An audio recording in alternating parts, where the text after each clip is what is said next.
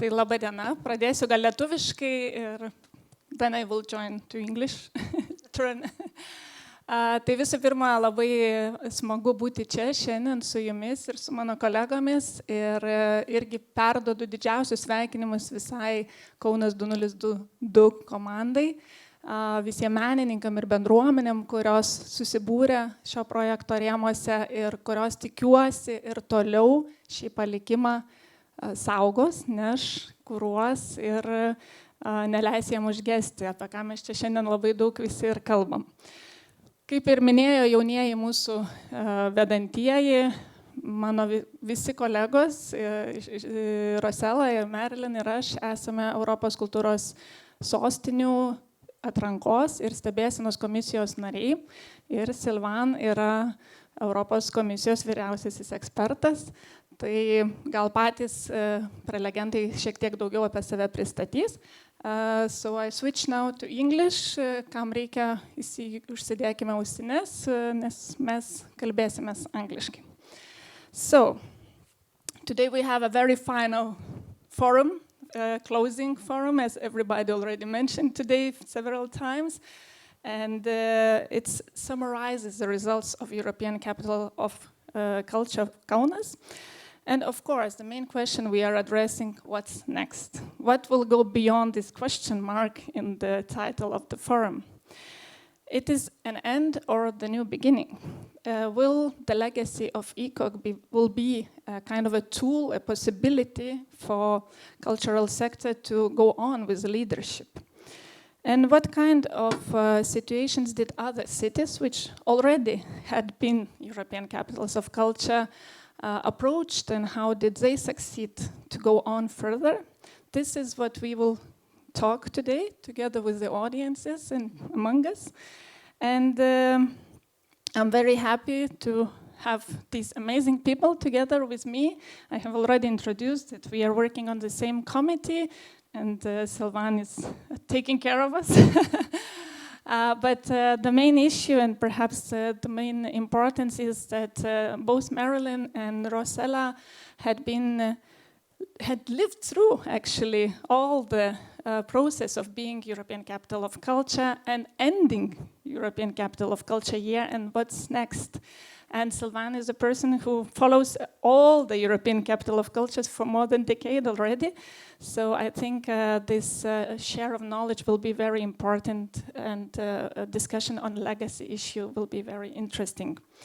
So what lessons have been learned and what can we share with our audience? It's so really bright here, so you don't see the people.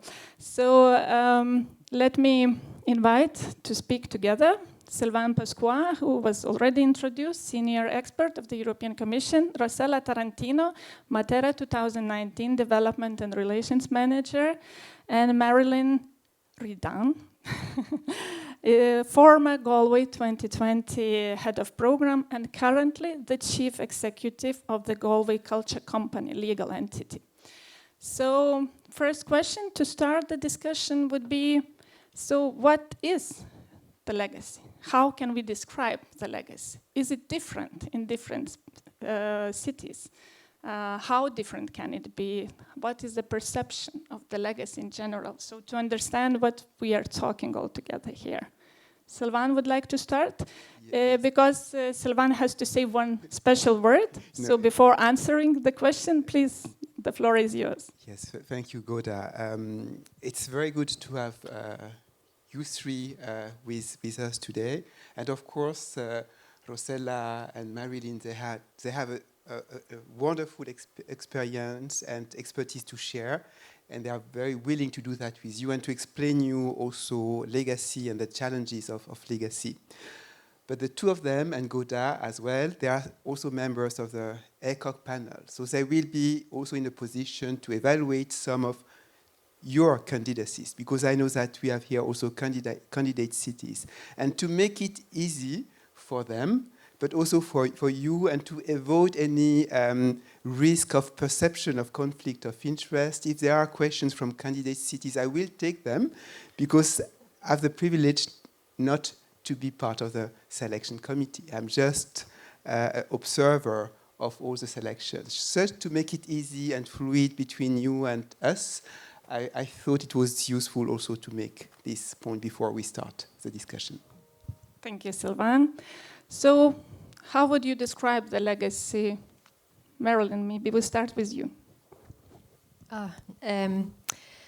It's a really difficult question because I think legacy, no more than culture, means something different to everyone. And in Galway, we were the pandemic ECOC. We had a lot of issues even before the pandemic came because our opening night, the largest storm to ever hit our country, hit on the day we did our opening. We also had the pandemic, we had a fire, we had a break-in, we too had babies. So it was an incredible journey. But during the pandemic, we managed to deliver 1,250 events online and in person when regulations allowed. So we didn't get culture on the street in the way in which we would normally do in Galway. Therefore, the legacy became a very, very difficult topic for us because we also delivered past 2020 into 2021 when everything moved, and it affected all of the capitals of culture for 2021, 2022 and 2023. So for us, it was a constant evolving situation. What I can tell you is we started our legacy journey, certainly in my head, when we started the process in 2014. And in May 2024, it will, for me, conclude my 10-year journey on the ECOC road. I'm not answering your question very well, but what I do want to say is that legacy is something that you really can't put your hands on and won't for many, many years after the designation. Because whether you already know it or not, you have created a magnificent legacy in your people. There is an entire generation here in Canus who will say in 10 years' time, do you remember the night that, the beast, do you remember, and you will have affected children's interaction with art and placemaking in a way that no other generation will have experienced. So there's lots of direct legacies and indirect legacies, and also legacies that you don't yet know are legacy. So I would start by saying that. The second thing is, we didn't stop. In Galway, the Galway Culture Activity Development Company, if I can go to the structure, because I think it's quite important. The Galway Cultural Activity Development Company was set up in 2016 to deliver the designation. In August 2022, we ceased all ECOC operations. We stepped down the board, we put in place a new board, and we commenced trading as the Galway Culture Company in 2022. In September 2022, so to Virginia's point earlier, 4-week turnaround. It had took us a year to wind the process down, which is a lot when you're making staff redundant and closing the office. It was a very heartbreaking journey because I had to do that twice, once during the pandemic and then secondly at the end. So the capacity that you build in your people, you're losing. But we got back because many of our teams created companies to continue to work and collaborate, and we still work with them. The company still trades, and what we did was we focused on our European values because Ireland is next stop New York. Our neighbours are the United States and the UK. We didn't engage with Europe very well. So for us, we didn't want to lose the entity, and I think this is a very important message for all of you. The entity itself had 5 years of track record of audit, compliance, project management. And when you start applying for large-scale European funds as a legacy entity, they're the things that count. So legally, the legal structure allows you to apply for funding that you couldn't have before. And today, I can sit here as of last night, press the send button, having worked on 19 European funding applications since September, with a total value of 23.3 million, because we kept the entity. So that's the opportunity in legacy. Can I define legacy right now? No, and I'm not going to, because our cultural partners, our organisations and our new interagency board will tell us what legacy looks like to them in a year, in 2 years, in 3 years, in 5 years. So I can only say that you're at the start of a magnificent journey, and it's more special than the ECOC year itself, because you don't know yet what the legacy will bring. Thank you, Marilyn. Rossella, can you define legacy, and when should we start to think on legacy? When we prepare a bid book, when we implement, or maybe at the last moment? Thanks a lot, Goda. Thanks a lot for inviting me to this very challenging forum. I try to reply to this question: when does an ECOC end, or how long does a year last in Kaunas, in Matera, in Galway, and so on? So it's difficult to define a legacy, because the perceptions are different according to the city. We can say, I can just say some kind of legacy. You can have an iconic new venue, like in Matera was the Cava del Sole, but you have this fantastic ship in Kaunas. You can have a new museum, like in Marseille, you have museum, or you can have the new exhibition space in Kaunas.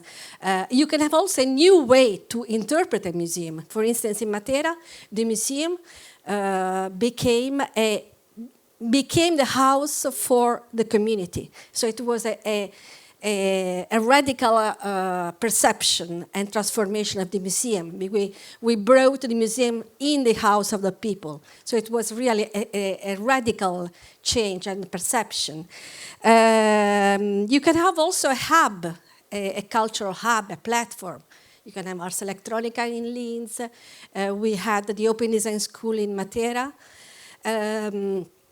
So you can have the academy here. So there are so many things. But you can have also you spoke about the cultural scene and how it changed.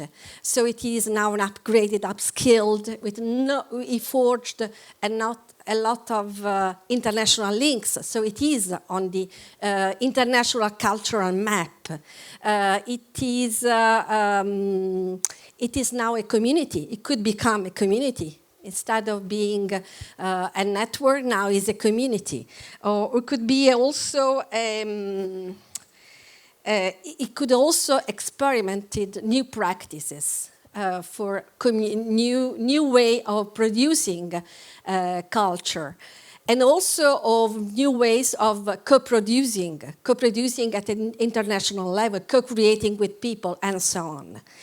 But you can have also the increased social capital. So you have access to anyone. For instance, there are a lot of inequalities in the access to culture. So empowering people who are normally feels they are not, they cannot enter a museum. And so go towards these people and say, you are culture, you can be culture, you can produce and create culture. And for instance, in Matera, we saw that the social well-being of these people, which are, we can say, illiterate, we don't know, but who have a different social path. So the social well-being of these people was much higher than for the other people. So this is extremely important. Also to transform active citizens. They would like to change the city, they would like to take care. You have commons, which could be a common garden, a community garden, but could be also volunteers, people that would like to give time for cultural volunteers, for instance. But you can also have a different society, so more tolerant, more open to European values. I must say that in Matera, if I say what is one of the most beautiful events, it was not an event organized by the Matera 2019 Foundation. It was the Gay Pride. It was the first Gay Pride where there are so many people and a lot of participants from elderly people that you can say, not only young people, but a lot of elderly people, parents, children. So it was really, and I realized we succeeded because now the city, normally, you don't have any LGBT association, and now the city is a European capital of culture. So there are so many, and you have also a larger city, a larger new city. You have a new relation to explore a new relationship between the center and the neighborhoods, the center and the suburban, like in Kaunas, or the rural, like in Kaunas,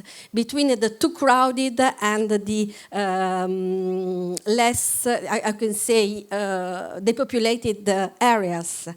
You can have a lot at advantage of the reputation. Especially if you have been an excellent European capital of culture like Kaunas was and is. And so there are so many benefits for this. You can have, you are on the cultural map, you are on the touristic map, and you are also on the, you can say, urban map. So this is not the second city, stuck in the second city. I don't know if it's syndrome, I don't know how to pronounce it, but it is a city who has something to say to Europe, also under different point of view. So, and so this means that you have capacity to attract talents, the capacity to attract artists, the capacity to attract funds, and to have new relationships and so on. It's much more easier now for everyone, and you have also a big legacy is. The capacity to face the challenge, the initial challenge. So, as Virginia explained today, Kaunas was stuck in this second city syndrome. It was a sort of nostalgia, and now it is a contemporary city. We can say the same thing if I can maybe just quote Linz. It was famous for being the Hitler city. And Hitler was just hidden in somewhere, and no one can discuss about it. And now it's the city of Ars Electronica. In Matera, we launched this challenge. Matera is a small city, and like a lot of small cities, share the same destiny. That is to say that we cannot produce, we have to import and we have to consume culture which is produced everywhere. So can a small city do produce culture? And we say, yes, we can, but we have to implement and share another model production, an horizontal one instead of a vertical one. So I can say there are so many challenges, and also there are open challenges. For instance, in Matera, there are so many open challenges, and I'm happy that there is this temporary citizen concept that has been adopted also by other cities, and it is closely related to the gentrification problems. The question is that who is going to taking over this wonderful fruit? I will go to this question soon. And this is I will tell about okay. this. Maybe we invite Sylvain to join and to share. Is it an end or is it the new beginning? Your question is funny because when I heard you two. Rossella and Marilyn, I was thinking of the motto of Luxembourg, Grande Région, in 2007. So they were the European Capital of Culture in 2007. And then at the end of the year, the motto was the European Capital of Culture starts again in 28. And indeed, at the end of your ECOC here, you start anew. Because the ECOC, of course, it is an event or a succession of many, many events, but it's also a process. It's a process providing a platform to reflect on how, at city, regional level, you can improve your cultural practices, your cultural policies. So as it is a process, along the process, it brings so much also new ideas, new working methods, new partnerships, new ways of cooperating within the cultural community, but also between the cultural community and normally the city administration. And this is all a very precious outcome of the process of preparing and implementing a European Capital of Culture. So that's why there is no end to the ECOC on the 31st of December of an ECOC year. It is just that you've been through a process of change, and now you must find a way to make the change continue after your ECOC year. And I think also listening to the presentation this morning, I think it is already going on in Kaunas. For example, just thinking of all the work which was carried out in connection with memory and the very difficult past of the city and during the Second World War, and the tragic fate of the huge Jewish population of the city, which I understand was not so much discussed during the 60s, 70s, 80s, 90s, until your city became European Capital of Culture.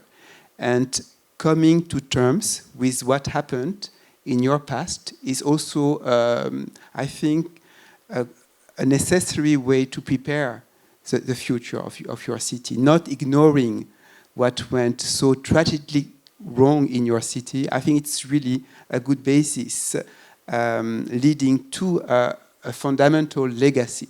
So that's something you have also to keep in mind.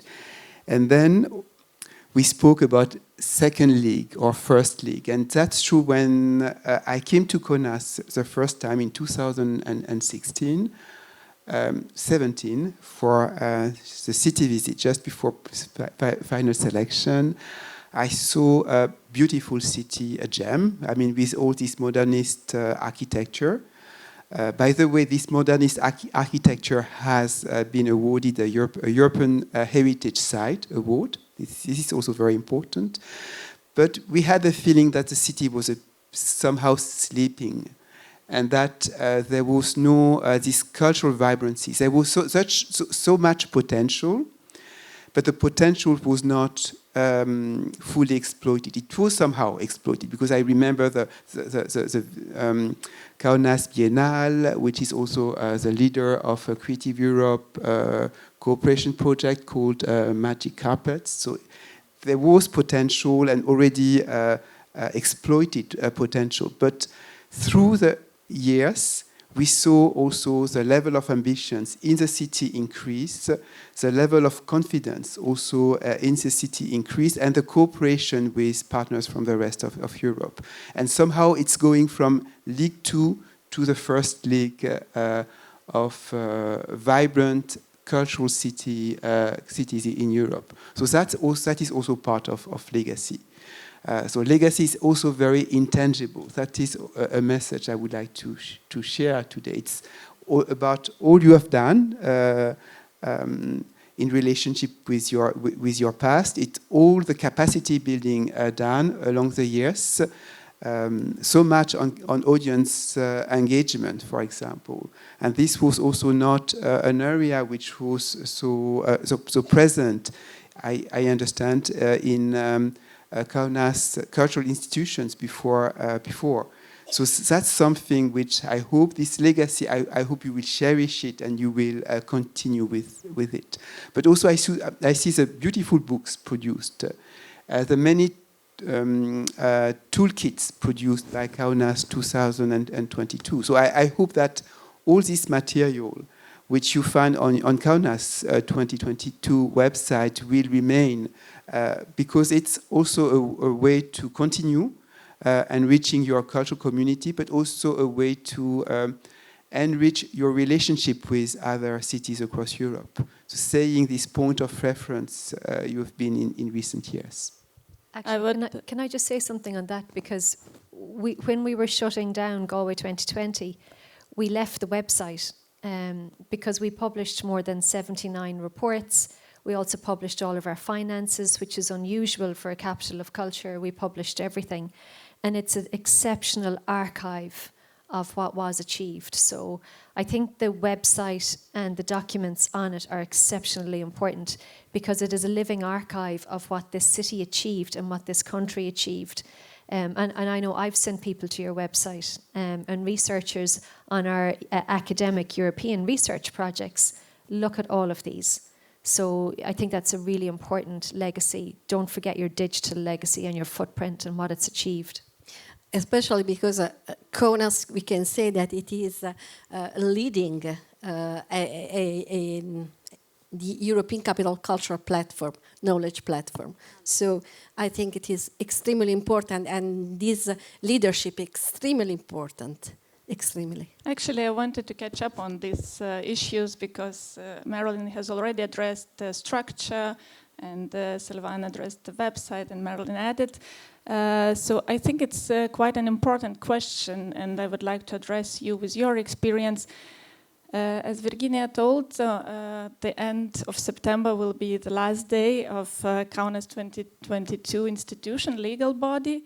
And it means that one of the main institutions, cultural institutions of the city, and I dare to say of Lithuania, will stop its continuation. And it means that all these amazing people with all their professional capacity that they grew up through these years, and all the projects which were delivered, all the community gatherings, everything goes under how we will survive, how we will go on, and etc. And even this website point, when you close the institution, you close everything. So you lose the website. You lose the things. So just wanted to ask you, how did Matera and Galway met this point of the end?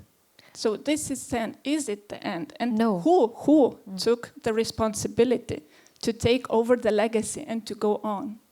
In Galway's case, it was extremely complicated because the two municipalities, the city and the county, led the bid, similar to here, but it was very much 50-50 in Galway because we have two municipalities. And in stepping down in the board of Galway 2020, when they resigned in August 2022, it was really heartbreaking because they had seen us through the pandemic and provided exceptional governance. But the opportunity then existed to create an interagency collaboration where all of the main agencies in the west of Ireland now have a seat on the board. So Enterprise Ireland, our national broadcaster, Teach Cahir, the two local authorities, the two universities, the development agencies, the education authorities. And we took that approach because each of these entities have a role or a responsibility in terms of mandate, legal mandate, in culture and creative industries. So why not come together to form a board that comprises of all of the state agencies with responsibility for culture and become an interagency collaborative body to focus on culture and creativity in Galway? We had our strategy day just last week, and it was really interesting because I had always said I'm finished in May 2024, but they now want to continue. So we're now putting in place a longer term strategy because it has worked in a very short space of time. And we're at the start of the legacy journey, not the beginning. So I think the legal structure is extremely important. The municipalities do need to own an element of that in terms of this brand and what it does. But also Galway is a UNESCO City of Film, a European Capital of Culture, a European Region of Gastronomy, a European Green Leaf. And we use all of those designations together to form the legacy output. And I will say one thing. For me, the legacy is not a continuation of the year. It can't be and it shouldn't be, because the year is the year. The year served what it set out to do. The legacy is something else. The legacy is built on the evaluation. It's built on the key learnings and outcomes of the year. So we had an independent evaluation of Galway 2020 by the audience agency based in the UK. So a very independent body of work. And we have three core aims. One, to facilitate international EU relationships and funding. Two, place-based approach to programme. And three, supports to the sector. It's actually that simple, and I distilled like a 100-page document down to 10 pages. And the only thing I can say is communicate, communicate, and communicate. And the two words, when Virginia spoke this morning, I couldn't stop laughing because the two words that resonated with me were persistence and procurement. Procurement never goes away. And Jesus, I mean, you know, I actually still have nightmares. I continue to have nightmares. And when she said those two words, I just thought, oh my gosh, every capital of culture ever. Personal persistence and perseverance and procurement. All the P's. But it's interesting because for us, it is about three things. It's about partnership, people, and place. That's it. It's that simple. Don't overcomplicate legacy. It doesn't have to be everything to everyone. And it can't be, and nor too is an ECOC. Focus on what you know are the learnings and outcomes. Focus on what you know is good in the interest of public good. So if your legacy serves a public good, then it has a right in terms of a place in this world. It needs to have a public good. And the same way that like we all looked at Canus and thought, wow, they've actually got it right. Everybody, all of us in the ECOC family, and we are hundreds of people, and looking at what you did and what you achieved.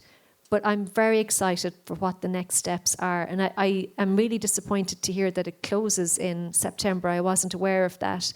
That actually just can't happen. So you have to make sure that it shouldn't happen because it has served public good and it has the possibility to serve incredible public good. Rossella, would you add? Yes, there is no specific recommendations because the experience is totally different in every European capital of culture. I could say that, yes, the question is crucial. Who's going to take over this fruit, this pomegranate, this wonderful fruit, which is also very widespread. Yes, the ideal solution is that it is a public good, so there is some institutional will to bolster the 1, 2, 3, not so many. You have to choose 1, 2, 3 big projects, and at the same time also to support the civil society, the cultural scene, the citizens, to take over their legacy, because this is also important. So I think that it is also important not to lose the civic participation, not to lose the upgrade of the cultural skills. These people are now able to think bigger and are able to take over their legacy, but it is important to support them, to back them, to incubate them. In the case of Matera, I left Matera, so I was the former, I left Matera last year after 12 years journey and after completing all the evaluation studies.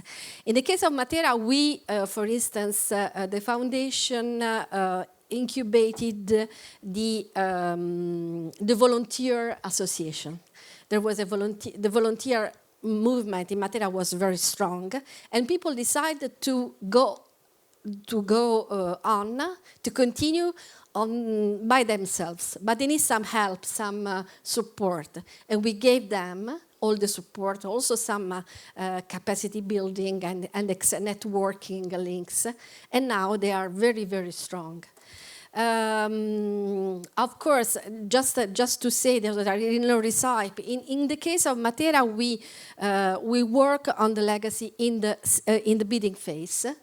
I remember very well we were preparing a bid book, visit, and interview and so on. But there was a guy, it was a resident, a radical resident. We have these radical and monastery projects.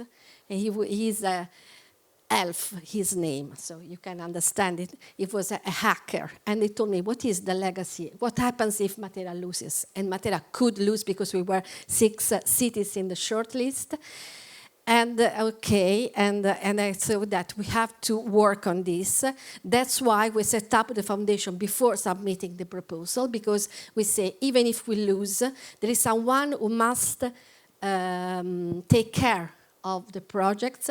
We signed an agreement with the region with 25 million. Even if we lose all the projects, most of the projects must be realized, and so on.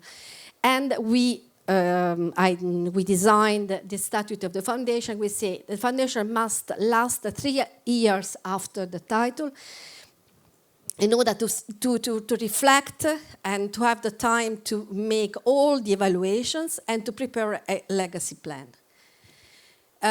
So this is, but the Matera now in the foundation is going to continue, but and is going also to prepare this legacy plan. But the foundation is independent, or it's under municipality? The foundation is still the same. So it's the same foundation with the municipality, regional, chamber of commerce, university. So you still will get financial support to continue. They still. I mean. Yeah. Okay. Sylvain. I think that financial support is not a problem. But okay, because you have the solid reputation, you have yes, and it is not a problem.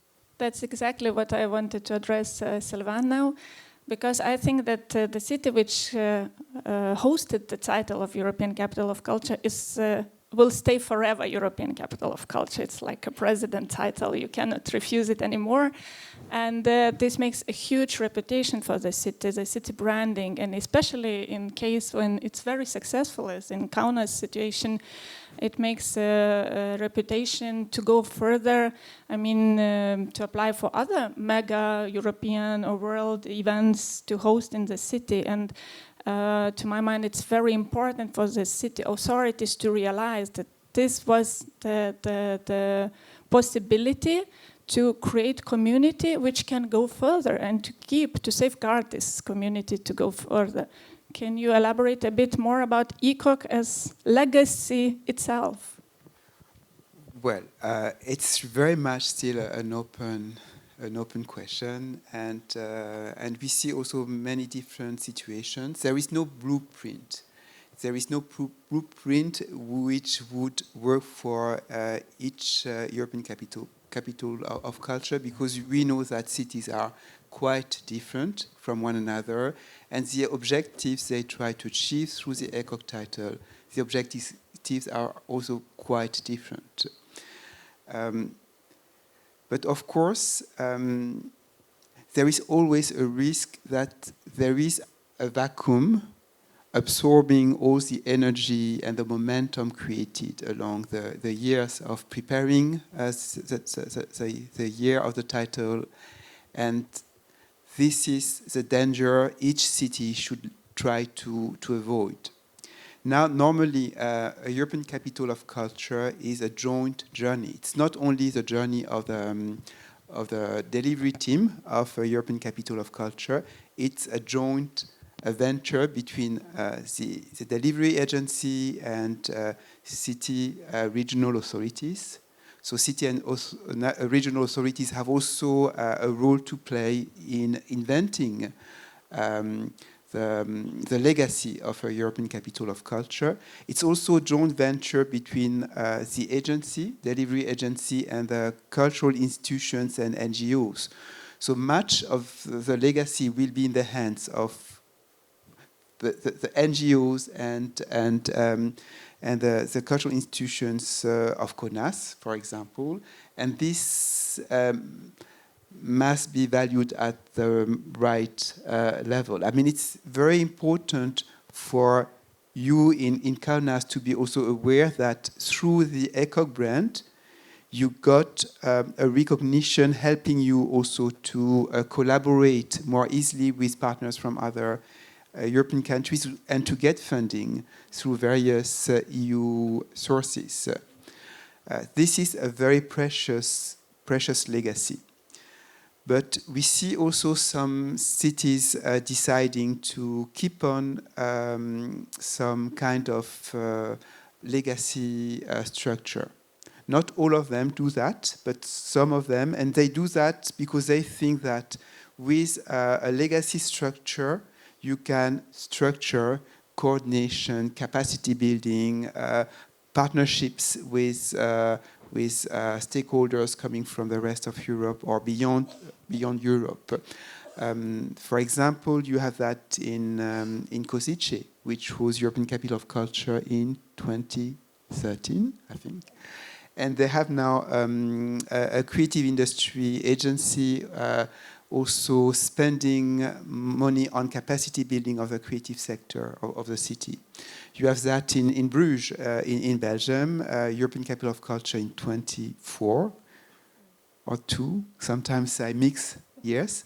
But they have now Bruges Plus, which is also an agency helping to coordinate the activities of the cultural sector, giving funding to capacity building, proposing a common ticketing service for culture at city level. You have that also in a different way in Lille. Lille was a very successful European Capital of Culture in 2004, and now they have Lille 3000, and they have a triennial. So every 3 years, they have a program of events of really high-level European visibility, and this is a continuation of what was done in 2004. And I could also keep on speaking. For example, Luxembourg has also, because Luxembourg in 2007, the idea was to involve the Grand Région, so the region around Luxembourg in France, Belgium, and Germany. So they created a structure after the ECOC year to ensure that cooperation between the partners from the different countries will continue after 27. So you see, there are different models in different cities. We have this really We have this strange clock. We have this clock, and we're going to ignore it for 5 minutes. No, okay, we still have Virginia? 20 minutes for questions from the audience. But while you are thinking for your question to ask to the speakers, I would like to ask technical team to show video. So just to wake up you a little bit. So please. Can I just mention what the video is? After. Before, because it's important. We were shut down, typical. This was the largest land light installation ever created by man in the world. And we were on site with 60 technicians, 500 lights, and 38 generator drops with helicopters in the rural mountains in Connemara. And Ireland shut down that day. And it was one of the most heartbreaking things for a Capital of Culture team to have experienced so many catastrophes and problems. And we lit the mountain that night, and this is what happened.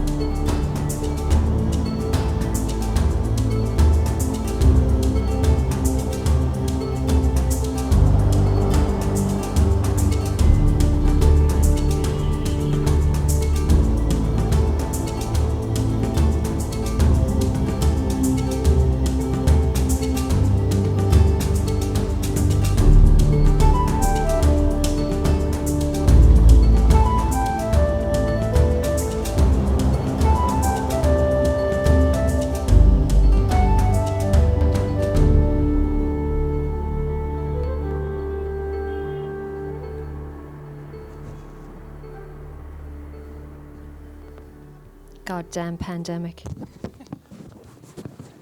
Yeah, but it's a new aspect of legacy because before pandemics, all ECOCs were going for biggest numbers of tourist attraction, and hospitality was one of the legacy of European Capital of Cultures.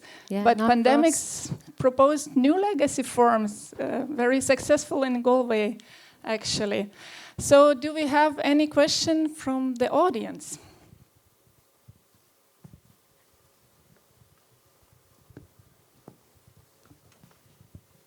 Until everybody is thinking, then maybe we can elaborate a little bit about this. Do you feel that pandemics brought new approaches to the legacy of European Capital of Culture? I think the pandemic was the first that we had experienced in our lifetime, but I genuinely don't think it'll be the last. And I think what it brought was a whole level of risk assessment. If I thought that a European Capital of Culture could have generated any more paperwork, I was completely wrong. The amount of risk assessment that had to be put in place to deliver our programme online was quite remarkable. And I think that it has shaped the way in which we work. But for the audience in Ireland, there's a very high level of online fatigue.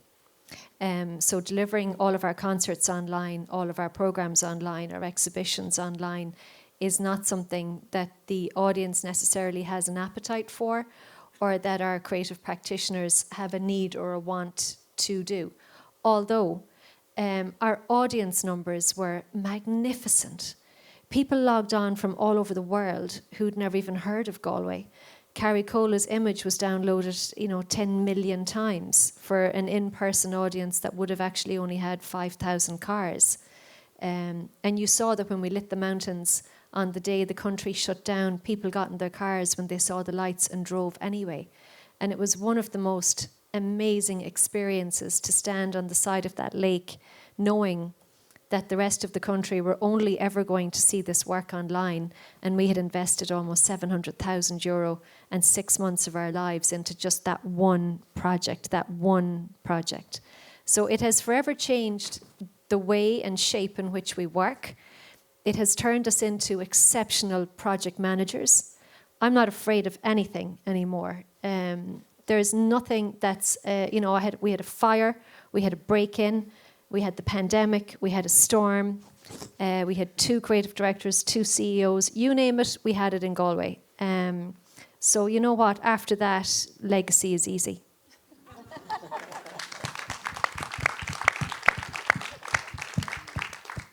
Is there a question? Okay, we have one hand over there.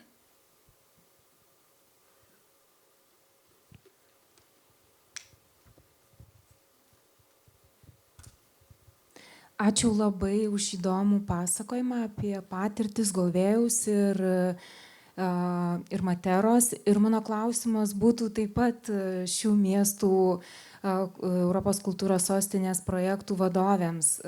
Kaip manote, dabar ateityje, ar jūs daugiau fokusuosite savo tolesnę veiklą į palikimo veiklą, ar galvosite apie naują paraišką jūsų miestams? The question, it was, thank you very much for your speech and sharing. And the question was to Marilyn and Rossella. Will you continue to go on with legacy program of your cities, or you would like to think of a new program for your city to go on?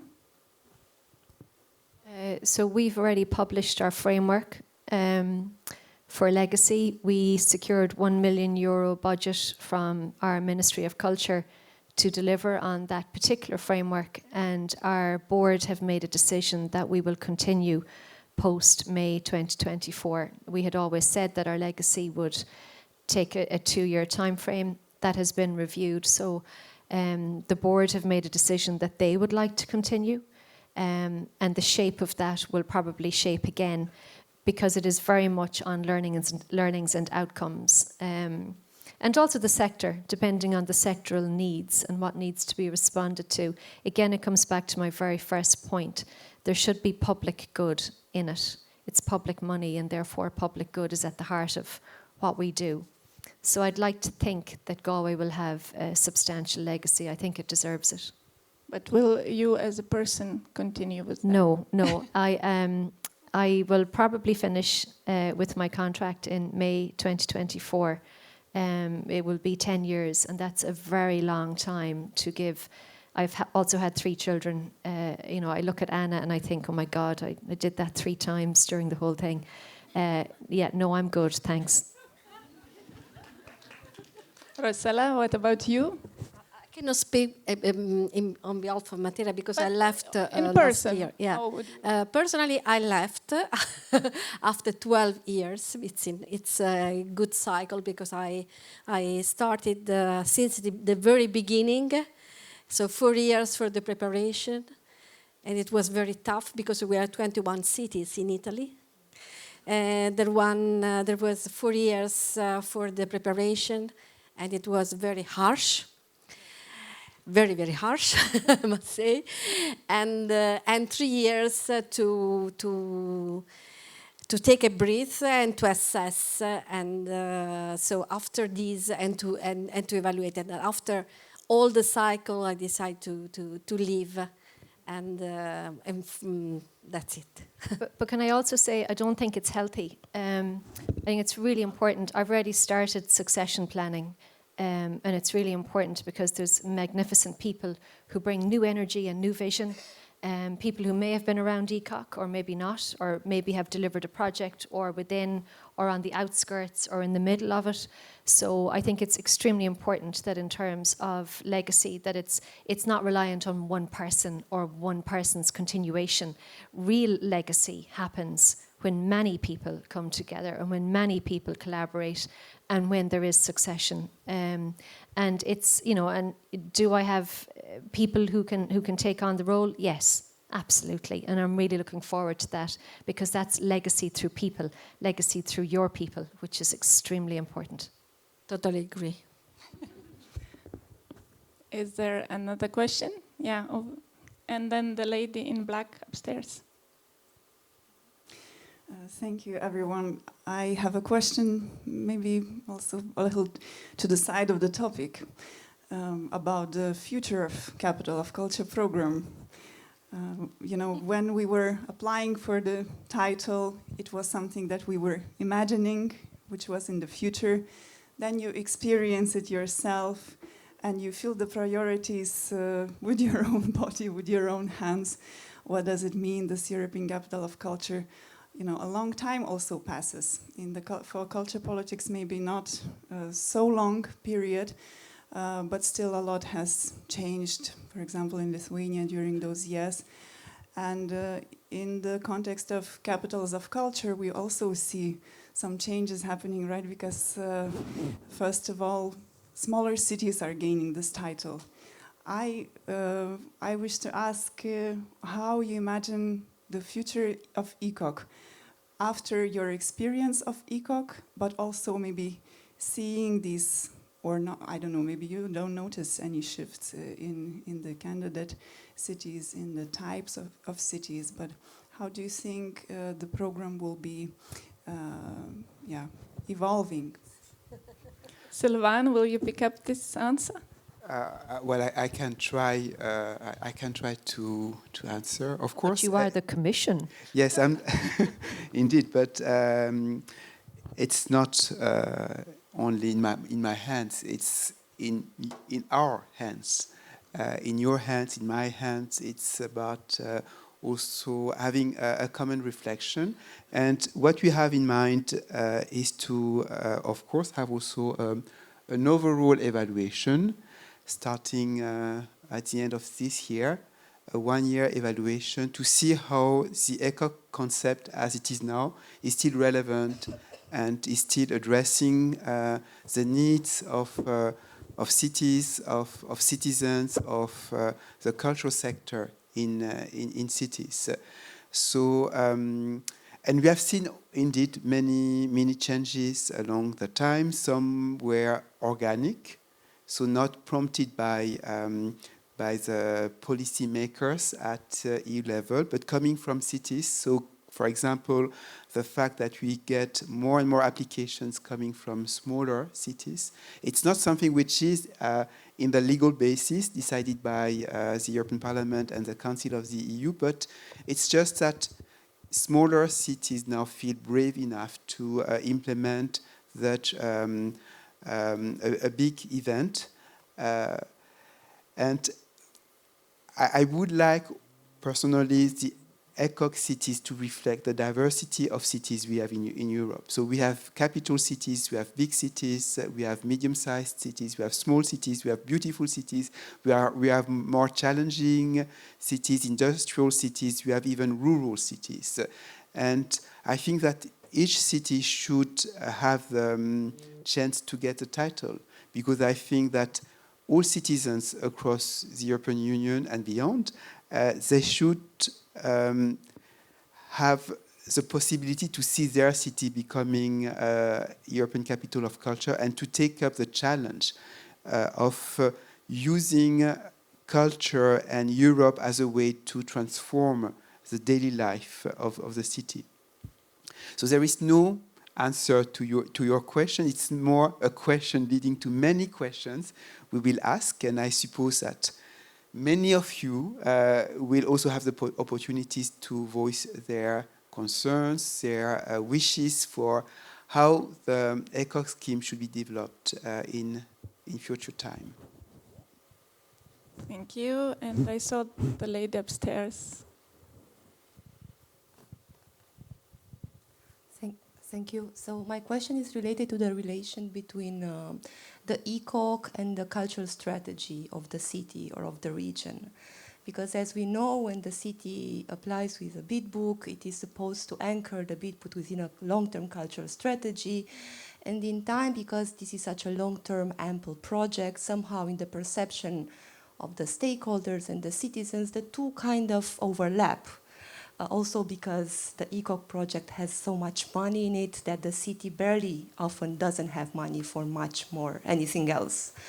And this also impacts the evaluation. So when you ask about the ECOC success, many people can't differentiate between other things that were happening in the city that were cultural and the ECOC itself. So how does this relation between the cultural strategy of the city, of the region, and the ECOC as a project, how does this reflect in your experience with the legacy? So do the cities that you know engage the ECOC team in doing their cultural strategy beyond the year? Or how did that work? And how would you recommend, if there are recommendations for this? Can you share your experience? Yeah, so in Galway we didn't have a cultural strategy. We drafted one for the bid. And that's a typical response to ECOC for many cities. And it really forced us as a city and a county to really look at culture and cultural value and the value of culture. The ECOC was part of the implementation of the cultural strategy. It was a midpoint in the delivery of it, not the other way around, and it shouldn't be the other way around. It should be owned by people and by municipality, and it should be resourced and funded if it's to be done well. The Galway Cultural Strategy was a 10-year document which concludes in 2025. So it'll be part of what we're doing now is implementing elements of the cultural strategy and also both arts plans. So in devising the Galway Culture Company and its role and remit, we looked at the two arts strategies, the arts strategy for the city, the arts strategy for the county, the overall cultural strategy, and the two Creative Ireland strategies for the city and the county. And then we used the baseline data from our monitoring and evaluation of ECOC to simplify what was 100 pages down to 10. And my experience is that any long-term cultural strategy should have mid-review points over a period of time, and that the municipalities or those responsible for delivery should really analyse what's not working, what's not being delivered. And the ECOC should be part of the implementation, but shouldn't be confused with it or by it. Because, for example, in Galway, we made a very conscious decision that as an ECOC, we were not building buildings, and we didn't do that. and we got accused in media and by the public for not building buildings because they were listed in the cultural strategy. So it's down to communications, and it's down to how you communicate the implementation of the cultural strategy. Yes, in the case of Matera was there was no prescription at that time in the law to have a cultural strategy. So there was no obligation in this sense. But I think that this change, this modification introduced in the law is very positive. It is very important to have a cultural strategy, a genuine cultural strategy. Sometimes there are a lot of cut and paste, but if you have a genuine cultural strategy and closely related, the European Capital of Culture could be really a booster, because it could be a test. It could be a ground to test, to experiment some initiatives, and then afterwards you can launch and you can implement strong policies and strong projects. I think it is important also to be very flexible and to be open to the unexpected, because there are so many unexpected good projects or good results. And that's why it's important also to entail and to involve the civil society in assessment, in this assessment. And but it is important also to be open to new political priorities, because it depends on them, because also to continue or not, or to continue with a strong legacy. So it is important also to be open to this, and to work in the implementation phase and to have a very good reflection. Thanks also to the independent evaluations, and then to have a very specific legacy plan with very focused points, not so many, but very focused points. You want to add something, Sylvain? Yes. We have 8 seconds. Okay, wow. I think, of course, that the two are connected, closely connected, but the two are different. So the strategy is much more longer term, but the strategy is a way also to ensure that there is a commitment by the local or regional authorities towards the ECOC here, and it's also a way to reflect on legacy.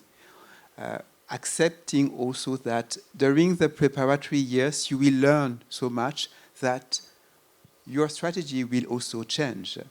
And just remembering now again of Luxembourg, the city was European Capital of Culture in 1995. So the city was ECOC twice, in 1995 and in 2007. And in 1995, through the ECOC here, through the preparation, implementation, one of the lessons they drew from hosting the title was that the city and the country lacked cultural facilities, big cultural facilities. So what they did after the ECOC year, somehow as a legacy, as part of a new strategy, was to invest in a new concert hall, in a new modern art museum. And somehow, when they were ECOC a second time, they could use the facilities, the new facilities. But then, with a new ECOC title, so they had this idea to enlarge to the region around Luxembourg, and I think it was successful. But also this collaboration between French and Luxembourgish cultural operators, this cooperation was again improved and reinforced when Esch was European Capital of Culture in 2022. So you see also that you have a strategy, you have your ECOC as part of your strategy, but then the ECOC, through the lessons learned, will also help you improve your strategy, and your strategy will help you maybe have not another ECOC in Kaunas, but other big events or smaller scale events for your various neighborhoods. So it's just this ongoing process. I think never the ending. strategy and the research which Tadas Šarūnas Dunsi has implemented, I think it will be a huge document to confirm the results and to go on. So thank you very much for being with me today and with all the audience, and thank you Kaunas 2022 for hosting us. I hope that this session of sharing the knowledge of people who went through this wonderful but very challenging journey was useful for you. And if you would like to talk still, you are here. We are here still. And we give the floor for one more amazing discussion now. So thank you very much.